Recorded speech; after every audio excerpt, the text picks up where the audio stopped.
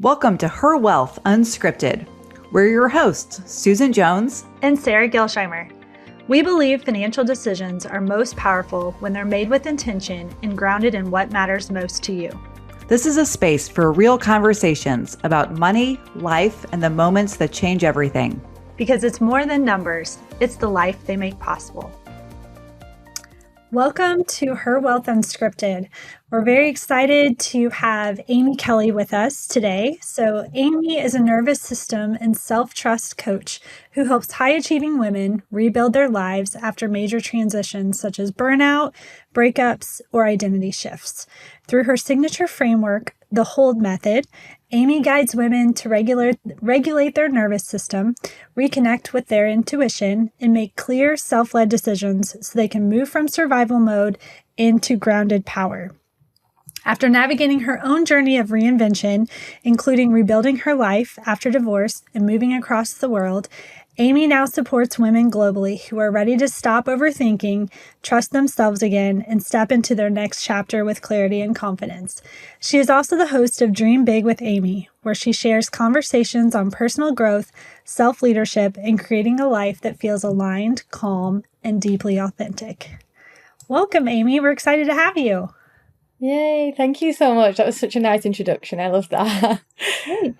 Well, it sounds like you've got amazing experience. You've had a great, personal journey. Would love to just hear a little bit more about you and what brought you to where you are today. Yeah, thank you so much. And thank you for that intro. Yeah, it's been an absolute journey, I have to admit. It's been a wild ride, but I've really learned so much about not only myself, but building and helping other women on their journey. And I'll just quickly give a little intro about where I am and where I've come from. I lived in the UK. I would say I followed the path of what I thought you were supposed to do, from 18 to 21, went to university, got a house very early on, got married at 21. So I did everything very early in life and I thought I was set for life. I thought, that's it, this is my journey. And it didn't really work out like that. And unfortunately, the marriage broke down and then the career that I did have at the time ended and I was back in with my parents. Luckily I could go back to parents and I thought, what do I do in my life now? Like, I'm looking at a situation that I never thought I would have to deal with. I'm 27 years old. I don't know my friends aren't even started to get married, never mind like getting divorced. And I was just I was at a loss with life at that point. And I just decided I had to do something. And very quickly I said, I'm going to leave. I'm going to leave the UK and I'm going to go and try and find who I am. At that point, I didn't know anything about nervous system. I didn't understand anything about how to navigate this next step. So I took a one-way flight to the other side of the world completely alone. I was very emotional at that point. I think everyone was very nervous, like, oh, what's Amy going to do? But it actually became my journey of my becoming. And it was a great journey, but also like I made a lot of mistakes. I didn't really know what to do. I started to rebuild. I took some time away from a career. I didn't work. I just traveled for like 6 to 12 months, which was the best thing I could possibly do for me.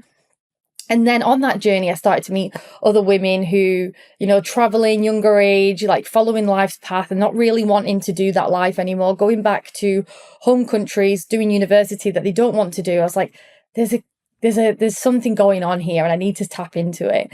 And then I started to go on my personal development journey, coaches, mentors, and realized that I also want to give back to other women navigating that big life transition, especially younger women. Mm-hmm. And then that's where I was like, okay, I'm going to do something about this. And then started on that. And it became a real passion of mine to not let other women go through some of the journey that I went through heartbreak, pain, time, money, energy, everything that I wasted because I had no idea what to do and how to regulate my nervous system.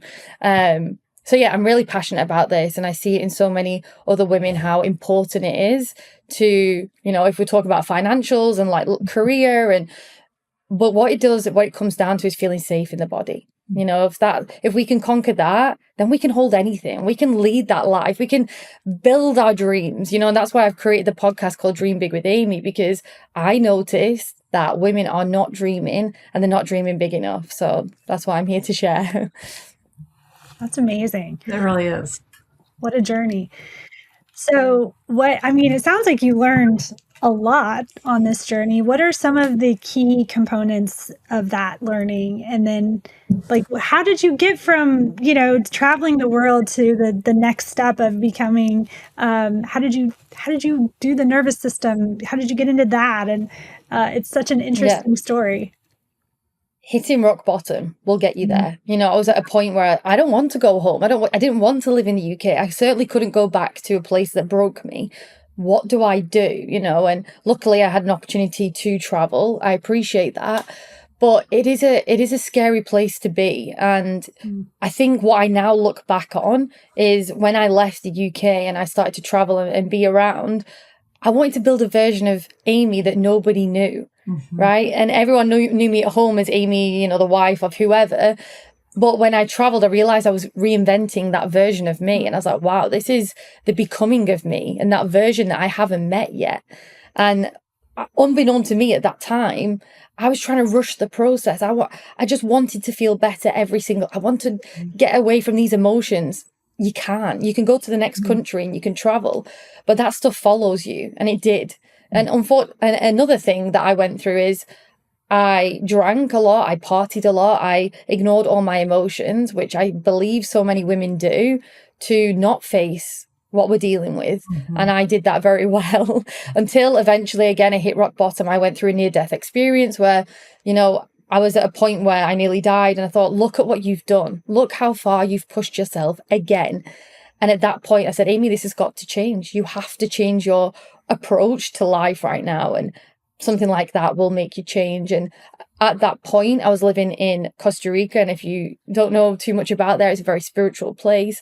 There, I started to find a connection with other women who, started their healing journeys and breath work and nervous system regulation. And it opened up my eyes because I didn't know anything about it. And that's where I found my love for that. And because once I could regulate myself, I realized I have a skill that I can then help other people, other women on that journey. But, then I was like, okay, well, how can I give back? What can I actually do? Because I started creating the dreamy life, but it's got nothing to do with the dreamy life. It's actually the part before that, which is the emotional part. How do we master the emotions? How do we regulate self? And how do we rebuild that confidence when somebody or someone has took it away from you? And, building that power back up within you. And I built that from traveling and confident building, but not every woman has access to that. So what can we do? Just working, at the minute is virtually. But it's still powerful work. And I started to realize how powerful it is, not just in myself, but in other women. And that's where I was like, okay, this is amazing. Amy, I would love to learn more about that. So Sara and I work with a lot of women who are going through a transition. So whether it's divorce, widowhood, even. And so there is oftentimes a sense of overwhelm, and it's, obviously a lot of changes that are happening all at once. And so, I think, so we try to internally, we have exercises that we do to, increase money confidence and things like that. But I think what's so interesting in talking to you is that there really is like that kind of physical or physiology component of it. And I would love to hear more about that, about breath work and all of those things, because I think, it's easy to say, oh, you're stressed, you should take a walk or take a bath or whatever it is that, have a glass of wine, which isn't always the best advice. But I would love to hear how you approach that and, kind of what you found with yourself and your research and how you help clients. Yeah, that's a really good point. And I think it starts with gradual. We are in this transitional, let's say divorce, for example. You've got to sort out the money, the career. Where do you move to? What do I do in my life? It's completely the wrong time to be making them big life decisions. Yeah, I didn't know that at the time. So especially women in that point, if we can just get to a steady place, then we'll worry about the 5-10 year plan. What I want to focus on right now is, how do we get that safety internally in your body? And yes, breath work helps. I'm not trained in breath work facilitation. That's a completely separate thing. But you can do it to yourself every morning. We can create a morning routine. I believe heavily in a routine in the morning. It doesn't matter if you're busy, if you've got a mom and you start at 6 a.m. I would ask you to start at 5:30 a.m. Just something that you create that time for yourself. Yeah. So morning routines, we do breath work, inhale, exhale. It doesn't have to be anything fancy. Then we start with a meditation, 10 minutes, 3 minutes. You know, some people are like, Amy, I can't meditate. We'll start with 3, and then we'll do 6, and then we'll do 10. And then we'll start with the affirmations. You can say you feel good all day long, but if your body feels unsafe, you're wasting your time saying them affirmations. So we've got to get that belief in their body. So like feeling good.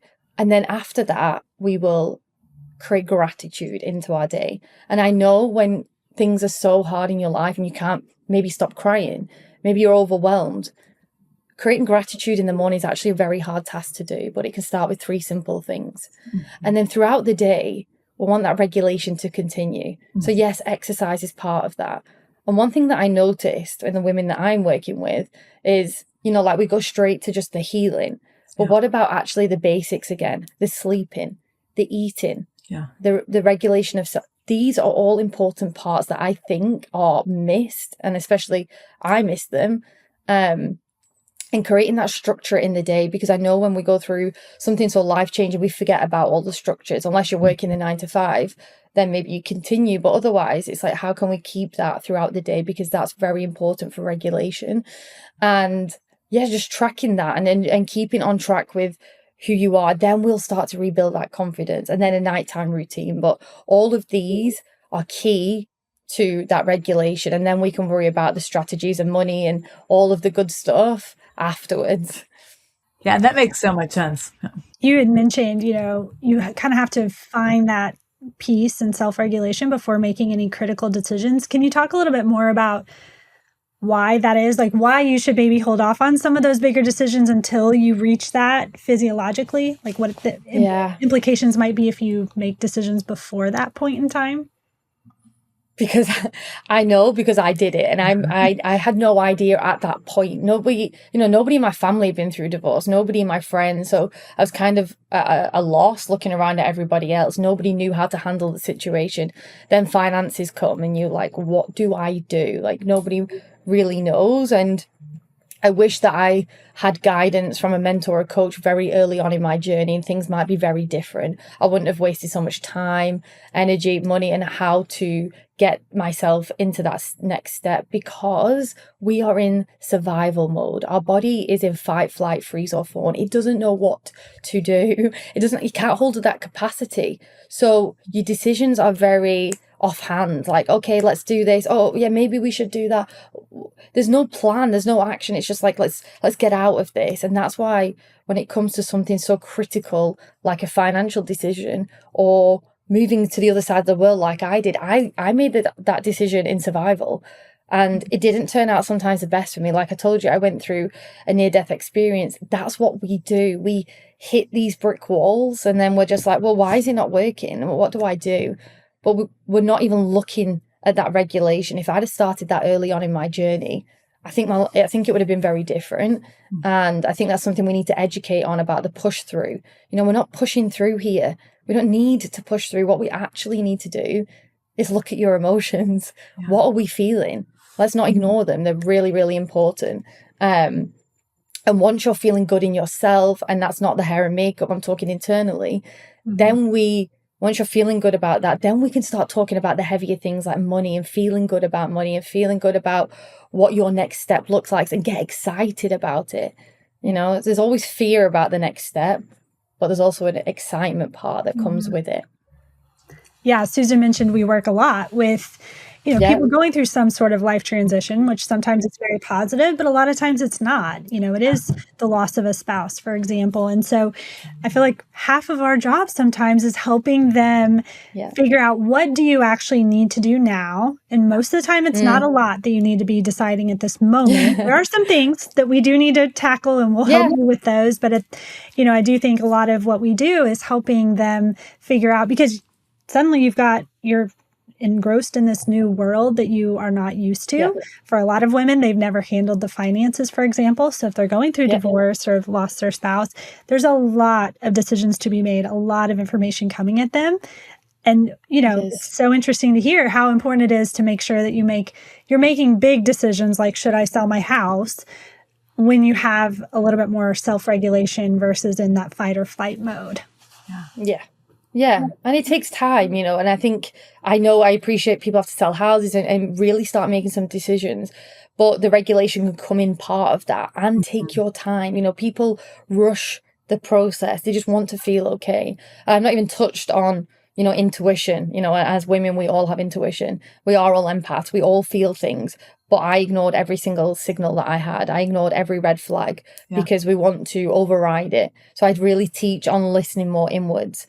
And, you know, then we can start looking at the mindset work that comes into that. Then the manifestation, all these things are combined, right? They're all in sync.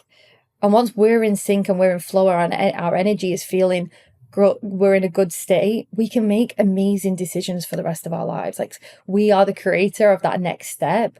And I know at the early stage, it feels like the worst case scenario. You feel like this cannot be happening to my life, but normalizing that it's okay to not feel okay.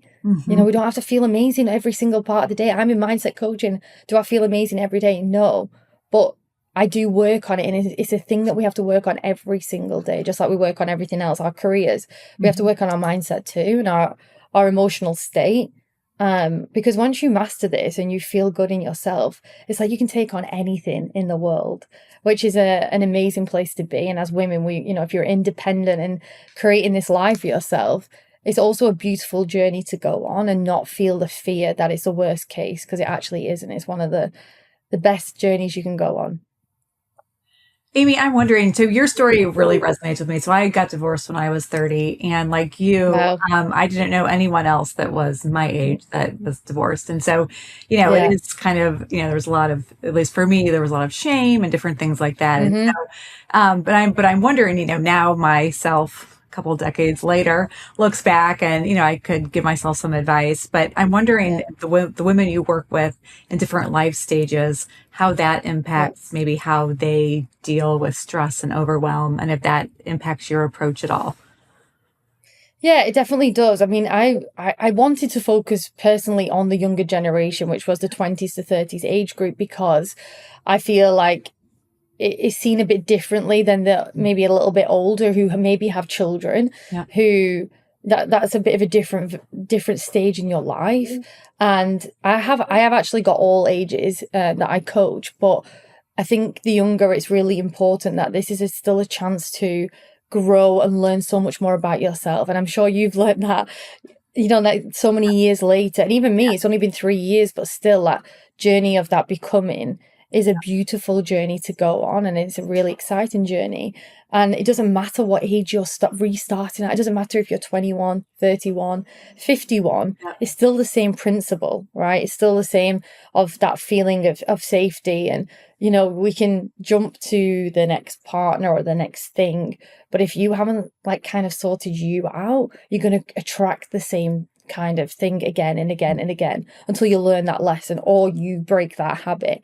So I think really like concentrate on that, because being alone is actually a really powerful journey to be on in that part of your life, and take the lessons while you're in it.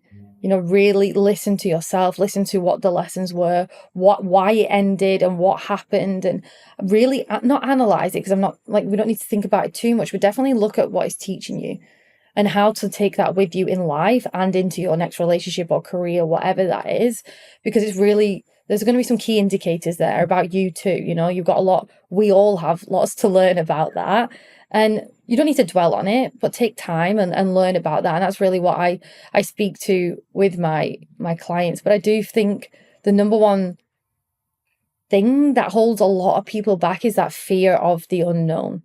The fear of that next step, the fear of career, the fear of a next relationship. And building that is creating a habit. We have to do it one step at a time. And that's what I truly 100% believe in. I think I tried to miss the 100 steps, and then I was like, yeah, it's going to come back down. It'll always come back to you. But yeah, taking one step at a time is the best advice I have ever received. That's so interesting, because I feel, you know, Sara, we often talk, you know, with clients about sort of that one step at a time in terms of like financial, and then even in, you know, business and leadership, there's a lot of, you know, books and just different thought about, again, like, you know, building that habit. But I would say in the coaching kind of mindset area, I can't say I've heard that a lot. So I think that's really interesting that it, you know, that obviously makes sense that the same thing that works for other areas in life can also help with, again, kind of that self-regulation and, Yeah, it can be overwhelming no matter where you're at, and whether we're talking about the work, like, financial or any step. I mean, to have something so life-changing, you look at life in every aspect, career, relationships, that's too much. We don't need to look at everything like as a 10-step plan. What we need to do is just one step at that first step for you. And once we do that, then it starts to become easier. And then you can start building that self-trust again, that self-belief. And then, things will start to flow. But there is no timeline. You're on your own timeline. That may be whatever journey that is for you. Yeah. That's great. So Amy, you mentioned a little bit about intuition. I would love to hear a little bit more about that and how we can tap into it as women. Yes, I wish I learned this too a lot earlier in my journey. And I think, like I said, everybody is intuitive. Everyone has the internal knowledge. When you weren't supposed to go somewhere, like a party or something, and you go to that party and something happens and you had that gut feeling that you knew you shouldn't have gone and you still ignored it, and then something bad happens, you're like, okay, well, I just ignored my own inner knowledge. Like, we have all the answers, but the problem is we're never quiet enough to listen. How many people right? How many people are busy like 9 till 9 at night? They never get any time for themselves. They never listen. That was me. I was one of them people that was always busy until I got forced to slow down. Like I said, I've had health scares, I've had other things, and it brings you to a point where, okay, it's time to listen. And what you can do for that is, yes, meditation is one of them. Actually sitting in silence with no phones, no distractions, and start to ask yourself some internal questions. Don't be afraid to ask your own self things that you need the answers to. Like, is this career, is this relationship really right with me? Have a feeling. Like, as women, we store all of our emotions further and further down into our lower stomach, into our wombs. That's why we have, why our cycles and menstrual cycles and things can get delayed. And, it's all combined. I mean, I'm not, advocating for that, but it's really important that we do this all as one. And taking time to, listen inwards can actually save you a lot of energy and heartache. And don't ignore them red flags. If it doesn't feel good, take that, sit with it and say, why does it not feel good? What should I be listening to? And most people don't ask the right questions. Just sit with yourself. You have all the answers. You were brought here. You have a reason why you're here. You're on a mission. You have a purpose. Everybody does. It's your decision and your choices to find that out. And I often hear that when women come through, it's like, how busy are you? Like, I'm super busy. Okay, well, we need to cut that back, or we need to spend some time in your day, even at lunchtime or something. That's like, when you're super busy, it's time to pull away and ask yourself. So intuition is a leading part in my life now, on my spiritual journey too, and in the business world. I actually believe you become more spiritual the more you grow, because you're not doing this alone, and if I'd known that at my beginning of my journey, I might not have felt so afraid. Yeah, that's very interesting. And we were talking on another podcast, actually, about how, cell phones and social media and so much has really prevented us all from being able to sit and be still and be quiet and turn it off. I mean, I'm guilty even of, sometimes at a stoplight, I will get out my phone and check an email just to be killing two birds with one stone. Just trying to get a lot done in a short amount of time. And I've really had to stop myself and say, wait, I can spend this 30 seconds just sitting. But I think we've become so attached to the constant busyness, the constant, gratification through social media, whatever it is, that it's really hard for us to just be still. And it's such a great point that's how you tap into your intuition, right? You can't hear it if you're constantly busy. I was just thinking like how, the intuition and the self-confidence goes, kind of hand in hand, because it's hard to, if you're not feeling confident about yourself, to say, I'm going to ask myself questions and listen to my own answers, because I think, there's kind of this natural tendency to think like, oh, I don't know if I trust myself to make that decision, so I'm going to ask everyone else, even though it doesn't sound right to me, but I don't trust myself to know better. So I think that's so interesting. Yeah.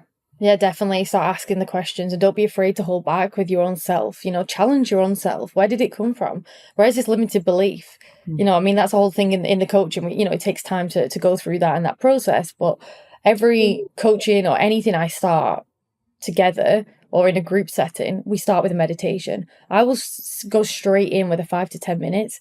We don't do anything else. And sometimes that's the most powerful bit of the coaching, because then they, even with my voice or sitting in that silence, things come through to them that they've ignored. Yeah. And I'm like, I'll ask, like, what did it come through? What did you hear? What did you say? And it'll be an emotion or a feeling or and something they didn't even know was there, and it wasn't present because they're so busy not listening. So it's a powerful technique. So you talked about, how important it is to self-regulate. So what are some signs that someone might be in a dysregulated state and maybe shouldn't be making these financial decisions? What is that? If somebody's trying to say, like, am I okay to make decisions like that? What are some signs to know that? Yeah, this was definitely me for sure. This is how I was. But again, I didn't know anything about it. So I didn't understand. I say feeling that over anxiety, that overwhelming, everything's too much. Simple decisions are hard. What do I eat? What do I do today? If you're working for yourself, or how do I manage my time? What do I do with my life? The all in questions start to come through. And then the not eating, or for me, it was not eating enough and being tired. You go to bed at 9 p.m, you wake up still tired. That's not normal to feel that way every single day. Over analyzing every decision, asking everybody else, they all come into play. And sometimes you live like that every day, so you don't notice any difference. You think it's normal. And I did, until I started speaking to people. Oh, okay, this is not really how I should be. Well, why am I thinking like that? Why am I so tired? So that's why it can take a little bit of time to come out of that. But like I say, one step at a time. That's why anybody if we are in that emotional state, straight away, we'll look at food. We will look at sleep as a priority. We'll look at all of the bare necessities of how we function first, get that right, or at least to a level that you can optimize. Everybody's different, right? People have different sleep patterns. But, the night, like before bed, what is your routine? Are you in your bed scrolling? What do you think that's going to do? What does your dopamine hit? And you're going to bed thinking about everyone else in comparison. So we have to really look at them habits and create a ritual, and then we reward that habit, right? You go to bed and maybe you have a sleep tea and start changing little habits in your day. And until I work with somebody, I don't know what that is. But definitely looking out for them key things is really important. So Amy, I would love to hear just, if somebody needs to hear just one easy next step, what would you suggest? Take care of yourself. Be kind to you. Nobody else is, even if nobody else is being kind to you, you be kind to yourself. Watch them thoughts coming through. Be your own best friend. I wish someone had told me that right at the beginning. Stop being so hard on yourself. You're going through something that you've not been through before. You've never met this version of yourself yet. So be kind. Whatever has happened, whoever's not been very nice to you, or you're going through a divorce, just focus on yourself. Self-care, self-time. Time for you. It doesn't matter if you have children or you don't. Like this right time, creating that ritual for you is one of the most important, impactful things that you can do right now. And trust the process. Trust this is happening. If I won't be sat here today, I certainly won't be coaching if I didn't go through what I went through. And trust me, this has been the becoming of me. So allow whatever's coming through and trust that you're being guided to that next step, which could be is one that's waiting for you. That's great. Well, thanks so much for sharing that, Amy. So how can people find you? Yeah, so I'm mainly on Instagram, and I do use LinkedIn. It's Amy Kelly Coach on both because, it's transparent. It's just both on there. And then obviously if you do want to, come onto my container, like I have, it's a 12-week. It's very intimate. It's very transformational. We really work on all of the things that we mentioned: nervous system, the mindset, intuition, because it all comes hand in hand. And then we can focus on all of the important decisions after that. But it's an exciting journey that maybe you're going on and being part of it. I'm so grateful that I get to be on this journey with so many women. Mm-hmm. Right. Yeah, that's amazing. Well, thanks again for sharing. This has been so enlightening. You're welcome. And, both for me personally, and I know it's going to really resonate with a lot of our listeners as well. So thank you so much. And we really appreciate you joining us on the show. Thank you so much. And as always, it's more than numbers. It's the life they make possible. Thanks for listening.